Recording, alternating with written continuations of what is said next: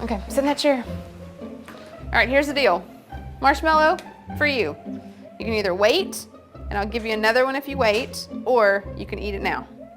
When I come back, I'll give you another one, so then you'll have two. But stay in here and stay in the chair till I come back, okay? Okay. All right.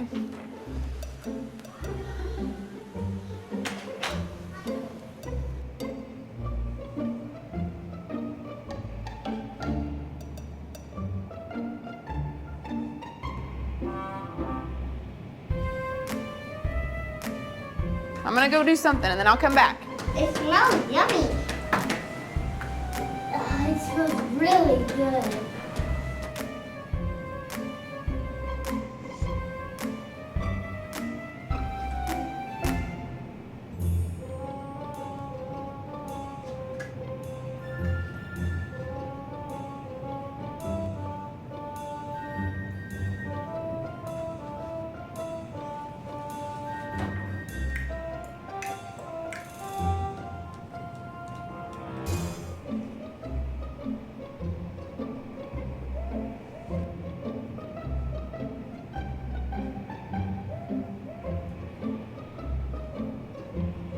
All right, so it's up to you. You can have it now or you can wait. Okay?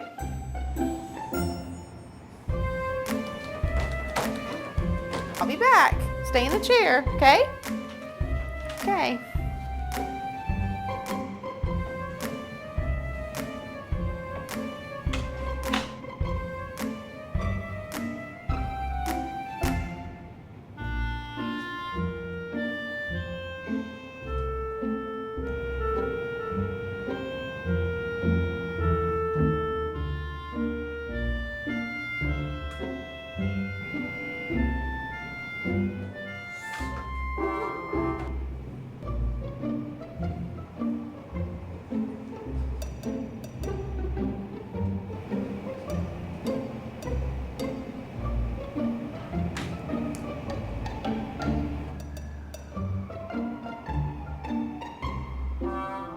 All right, so I'm gonna leave and then I'll come back, okay?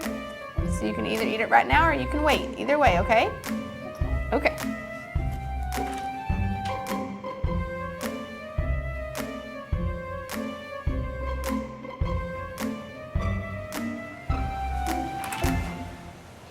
How'd you do? Did you do good? You did? Yeah. You wanted to eat it, didn't you? Yeah. So did I tell you to give you another one? Okay, now you can have both. You need them.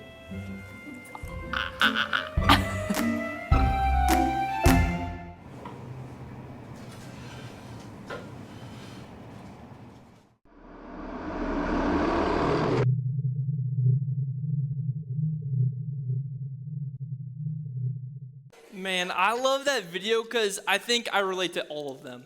Like sometimes I'm like, I'm not even gonna look at the marshmallow, don't even look at it. Or I'm like, I'm gonna sniff it at least. Like taste is like 80% smell anyways. How many of you guys relate to the people who are like, just eat it right away? I don't care about getting another marshmallow, just right off the bat, give me that. Yeah, seriously. I know when I watch that video, it also like, I can almost smell it in the air. I'm immediately taken to like every Mexican restaurant ever when they like bring me, they bring the basket of tortilla chips and the salsa and everything. And then I totally zone out, and 20 minutes later, I've now eaten like 4 baskets of chips. I've asked for salsa 7 times, and I don't even remember how I ate that many. I'm like, is food coming? Like, I've now eaten my weight in tortilla chips. And you kind of zone out. You totally get lost in the sauce. You get lost in the salsa, you could say. But this is how so many of us find ourselves sometimes. Where you just totally zone out. You're like, not only do I not have the ability to have self-control to not eat the marshmallow, I don't even make the decision. I totally just zone out. And some of us feel like, you're like, marshmallows or tortilla chips or Mexican restaurants are not the thing that I'm worried about right now. Some of you, it's like when you're on your phone. Before long, you look at the clock and it's 2 a.m. and you've been scrolling on social media for hours. Or you zone out and next thing you know, you're going to that party with your friends. It wasn't like you made the active decision. You just started to you were going with the crowd. You zoned out, and next thing you know, you are trapped. You lost control, you're out of control, and you feel trapped. I think a lot of us feel trapped in many things in our lives. Whether it's, a relationship that you found yourself in, that you're like, as I begin to evaluate this relationship, maybe I shouldn't be in this. Some of you guys feel trapped in an environment at home that you're like, I had no control in determining what my parents say, what my parents do, what my siblings say, how they treat me. A lot of us feel like these decisions that we make, they actually control us. Right? Back to the chips and salsa at the restaurant, those chips control you. You're like, I didn't have the choice to stop eating them. I just kept eating them. Or maybe you feel like your phone controls you. You look at your screen time at the end of the week, and you're like, 8 hours a day? What? I didn't even know, I had 8 hours to be on my phone. And it begins to control you guys. I feel that way. There's a lot of areas in my life where I feel trapped. Because it's so easy to feel trapped in our own habits, the decisions that we make, the behaviors that we choose. A lot of us begin to feel that our emotions or our desires, they choose for us. How we feel determines the decision we make. And if you make those decisions long enough, you're like, I'm just tired. I don't really want to do my homework right now. Or I'm just tired. I'm just going to scroll on my phone. You become a slave to that thing that controls you. That thing determines how your life looks, the direction your life goes. So many of us, we're like, I don't know what I want with my life. I don't know what to do, so I don't really decide what to do with it. But then at the same time, we find ourselves asking this question, why do I do what I don't want to do? Why do I do what I don't want to do?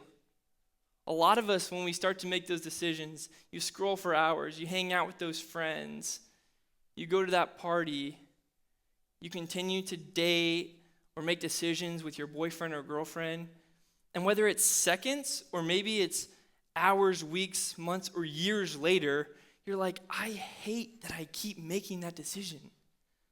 I hate that I keep doing what I don't want to do. Why do I find myself making the decision that I don't want to do? I keep doing what I hate doing. We just feel trapped in that. There's a guy who wrote most of what we know as the New Testament. His name is Paul. And he said the very same thing. He's one of Jesus' most well-known, famous followers of Jesus. And he said the same thing. He's like, why do I keep doing the things that I hate? I keep doing what I don't want to do. I know it's wrong, yet I keep doing it. I know I shouldn't be sleeping with my boyfriend or girlfriend, but I keep doing it. I know I shouldn't be binge eating all this food, but I keep doing it. I keep scrolling for hours. I keep looking at those things that I know I shouldn't be looking at. And maybe it's seconds later, you're like, why am I doing this? Why do I keep making decisions that I know I don't want to make? And you find yourself, you're like, oh, you justify it. Oh, well, I make those decisions because that person did this to me, or because this is where I'm at. This is the environment I'm in. You're like, all these external things, they control me. But what we often forget is we can't control the things around us, but we can control how we react to things. That's what self-control is. When we talk about not feeling trapped, God gave all of us the ability to choose for ourselves the decisions we make. So how do you react to things in your life?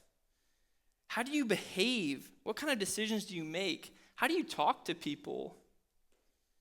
Because the decisions we make today, they greatly affect what tomorrow looks like. All of you know this. If you're an upperclassman, you're like thinking about college, you're thinking about what's next for you, you're starting to do ACT prep, all that stuff. You know the decisions you make today affect tomorrow because the friends that maybe they said no to hanging out some nights, they really prioritized their school, they went all in on ACT prep, they made sacrifices, they made decisions today, and because of that, they get to go to whatever college they want. Some of you, it's even simpler than that. You're like, friends that save money. You're like, yeah, I'm actually not going to go eat at runs after practice every day. I'm actually going to not play that sport and work extra hard. They make sacrifices today so that they can choose something later. They delay the gratification. They decide to control their self so that later there's something bigger, there's something better. See, we've been talking the last few weeks about all these different characteristics of what the world needs. And maybe our world needs a little bit of self-control. This is a message talking about self-control, but really it's a message about freedom. Because so many of us were like, yeah, I don't want to make the decisions. I don't want to be disciplined. I just want to live my life. Just let me be free, bro. Just let me do what I want. Yet when we decide to live our lives like that, and we scroll for hours, we make decisions that feel really good right now.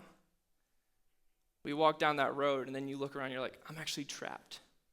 I thought I was making a decision that allowed me to be free, but in turn, I actually found myself in a cage, trapped, unable to really do what I want with my life. And you ask yourself again, why do I keep doing what I don't want to do? That same guy, Paul, I was telling you about, where he wrote a lot of the New Testament. He wrote this letter to a group of followers of Jesus in Galatia. And he said this in Galatians 15. He said, you, my brothers and sisters, were called to be free. But do not use your freedom to indulge the flesh. Rather, serve one another humbly in love. He's saying here, God created us to be free. He's given us the ability to make choices. We can choose what we want to do with our life.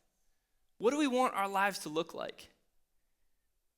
If you decide to say, all right, you take a step back. If I keep making the decisions I'm making today, what will my life look like 5 years from now? There's other people you can look at who have made the decisions you're making today. And look at them like, man, do their lives look like something I want to follow? Paul goes on, he keeps saying, so I say, walk by the Spirit, and you will not gratify the desires of the flesh. Let's think about that for a second. Let me reread that. So I say, walk by the Spirit, and you will not gratify the desires of the flesh. For the flesh desires what is contrary to the Spirit. The flesh desires what's opposite of the Spirit. So we have these two opposing forces, the flesh and the Spirit. What in the heck do those even mean? I'm like, flesh and spirit, okay, I don't even get it. What the flesh is talking about is our natural desires, things that feel good to us in the moment, things that our sinful nature, our brokenness wants. That's what the flesh is talking about. It looks a lot like the rest of the world. The Spirit, in walking in step with the Spirit, is walking in the design that God had for us. The same way Jesus lived his life, living our lives in that way. So we have these two opposing forces. Our natural, sinful, worldly desires, like I want to eat everything I want to eat. I want to scroll for hours. I want everyone to look at me and like the way that I look, walk, talk. I want everyone to love me. I want to, I want everything that feels good, the satisfaction. That's what the flesh wants. That's what the flesh desires. And when you walk that route long enough, it leads to death. Or we can live and walk in the Spirit, and there's something far richer for our lives if we choose that route. It continues to say, they are in conflict with each other so that you do not do whatever you want. They are in conflict with each other so that you are not to do whatever you want. But if you are led by the Spirit, you are not under the law. When you think about what it looks like to follow Jesus, how do you even know, right? If I'm supposed to walk with Jesus, walk with the Spirit, how do I know what to do? Well, there's some great steps for us. Luckily, Jesus' life is documented here in this book. If you want to become exactly like LeBron James, would you watch every single tape, every single game he played, and kind of model your life around how LeBron lived his life? Then why would it be any different for how we follow and live our lives like Jesus did? If we know how Jesus lived his life, that's one great step to it. The second thing is growing in a relationship with him.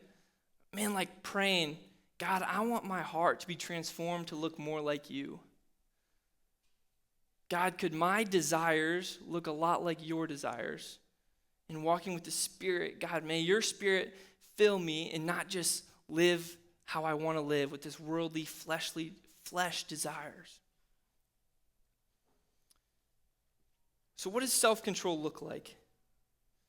I think there's three things. When we are walking in step with the Spirit, when we're living our lives like Jesus lived his, and things outside of our control begin to blow up, whether it's your friends just turning their back on you, your parents or your siblings just so annoying. What does it look like to live in step with the Spirit, to have self-control? I think it looks like three things. You react in three ways. First one is you pause. When someone's just like yelling at you, or you're in a moment where everyone's making fun of you, you messed up at practice, and it's like everything's turning against you, you could react in anger or call someone out. But what if you just paused, you took a breath? There is a lot of power in just a quick pause. What if we were people who were faster to listen and take a breath than we were to respond or fight back? The second step would be ask a question. Instead of focusing on how something affects you, what if we got curious about why they were saying what they're saying, or why they're reacting how they're reacting? If you have a younger or older sibling who's just like being awful, you're like, I just could really not have to deal with you right now. My life would be so much better. And instead of responding out of anger or spite, you're like, hey, how was your day today? What does school look like for you today? Right? We begin to ask them questions, uncover their motivations, what's going on with them. When we take the focus off of us and more asking about them, it allows us to not act out of anger, practice self-control. The third thing would be change your environment. I'm a big believer in putting yourself in the correct environment. When you put yourself in an environment that is, you're going to be tempted to act in a certain way, or if you're hanging out with those certain friends and you're going to that party, or you're at practice hanging out with that one crew, or you're alone at night with your phone, scrolling for hours, looking at things you shouldn't be looking at. That environment that you put yourself in. I'm a firm believer that you will not just or self-will yourself to self-control. This does not take willpower. This takes active decisions before you even put yourself in the environment around the decisions you make. I think one way to do that, it's similar to how all games are played, right? This is how you change the environment. When you think about how every single game ever is played, it starts with a rule book, right? the rule book is written before the game even starts. Have you guys ever played a card game where you begin to play the game and you're like making up rules as you play? Those games absolutely suck. Nobody wins. They're just a waste of time. It's like, no, that's not a good game.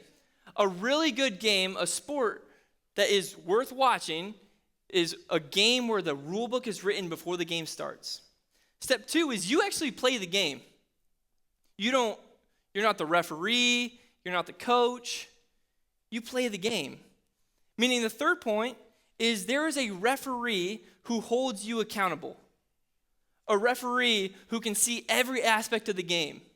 It might take 2, 3, 4, or 5 different referees to see every angle of the game, so that if you as the player break the rules, there's a foul on the play, that referee can call you out on it.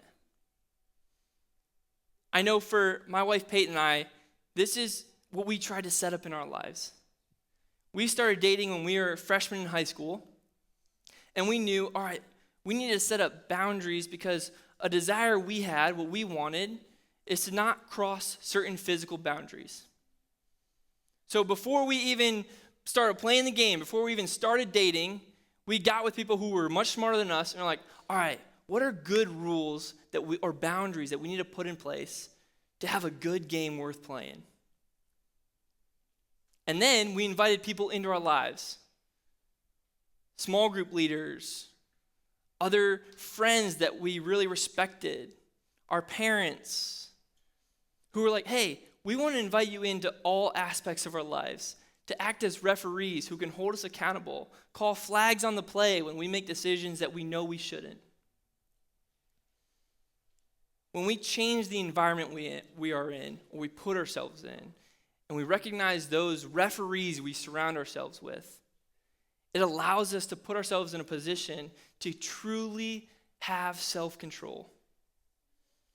Because guys, this is so much bigger than just you and me. All of us can think of times when someone we know, a friend, a family member, a teammate, acted out of anger, and whatever it is, they just did not have self-control.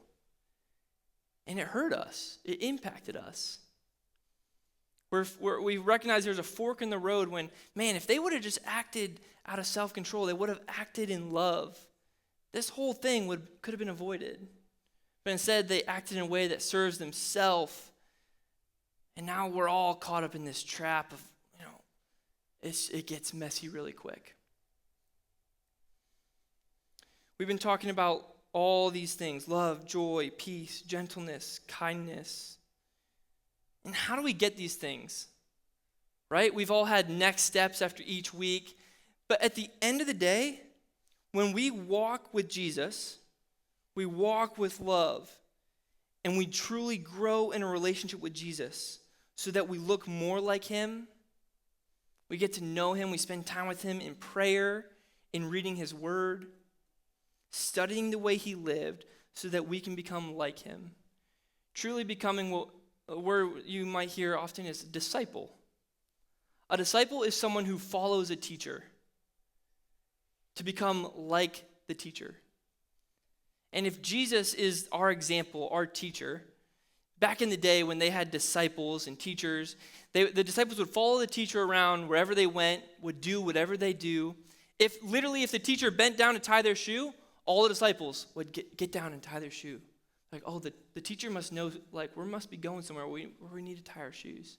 Or if the teacher bent down to grab a few rocks, the disciples would bend down to grab a few rocks. We can do this with Jesus by studying his word, growing in a real relationship with him, in a way that we begin to look like Jesus because of the way we act, the way we talk. I think about this in a way where my wife Peyton, she washes our clothes with a certain detergent that has a very distinct smell. And when she holds our friend's baby, it doesn't matter if the parents are around or not. It could be hours later in the day, and she'll text, the mom will text Peyton and be like, hey, were you holding my son today? He's like, yeah, I was holding him at Relevant this morning. How'd you know? She's like, he smells just like you. Because she was holding him so close, She was holding him, right? That smell, the aroma, the detergent, he began to smell like that. That's what I want my life to look like when I follow Jesus. I follow him so closely that when other people see me, they meet me, they get to see Jesus because of the self-control that I possess. Because when things arise that are outside of my control, I react like Jesus would. Can we ask ourselves tonight, why do I do the things I hate? Why do I behave or make decisions in a way that always leaves me feeling broken, lost? I zone out and it feels like I'm not making a decision, but I'm being controlled by my emotions in the situation. And what if we lived in a way where we chased after a relationship with Jesus so much, with so much passion, that we actually began to look like him? That instead of things outside of our control, like family or friends, we actually begin to bring and respond with love. That when your friends are looking at inappropriate things and you had the wisdom not to, when your boyfriend or girlfriend tries to cross a physical line and you know you shouldn't, but your sinful desires makes you want to give in, that flesh makes you want to give into that the Holy Spirit living inside of you gives you this self-control to say no. That it's Jesus and his Spirit being lived and breathed through you instead of your own natural desires. So the next step, my challenge to you guys, would be find that passion to truly follow Jesus. Because when you feel trapped and you feel like all of these things in my life just feel like they're crumbling down and I have no control, we actually were given this freedom from Jesus. We are given the opportunity to follow him so that he may transform our hearts, the way we live, and the way we react to situations that are outside of our control. Would you pray with me?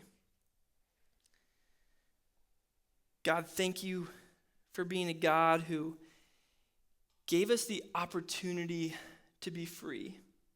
God, we know it's our choice to follow you or follow our own path of how we want to live our lives.